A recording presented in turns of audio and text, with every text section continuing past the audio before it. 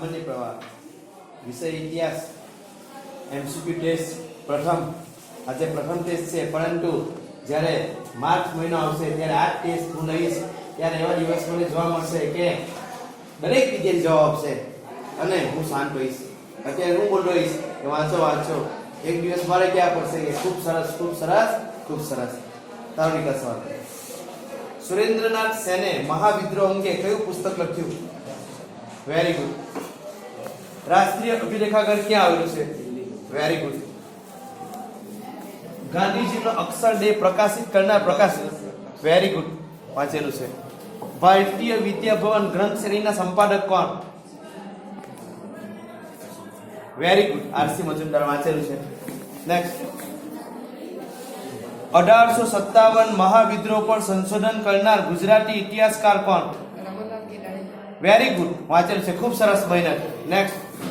ઇતિહાસકાર વિભિન્ન પ્રકારની સાધન સામગ્રીનું અધ્યયન કરી શું તારવી આપણી સમક્ષ રજૂ કરે છે?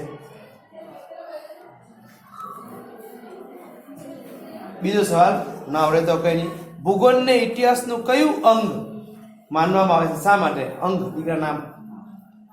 વેરી ગુડ, આ વાંચેલું છે. નેક્સ્ટ. તીર્થ કુમાર, તમે મને કોઈ પણ રાષ્ટ્રનો ભૂગોળ કહો તો હું તમને એ રાષ્ટ્રનો ઇતિહાસ જણાવીશ. આ વાક્ય કોણ બોલે છે? હા, બોલો. Very good, Napoleon Bonaparte. Next. Ahmedabad ઇતિહાસ નામનું પુસ્તક કોણે લખ્યું? આની માતાશ્રી ધ્યાન આપે, વધુ મહેનત કરાવે. બીજો પ્રશ્ન. 7 લાઇવ્સ ગ્રંથ કોણે લખેલો? આની માતાશ્રી વધુ મહેનત કરાવે, વોલીબોલ રમવાનું 2 મહિના માટે બંધ કરાવે.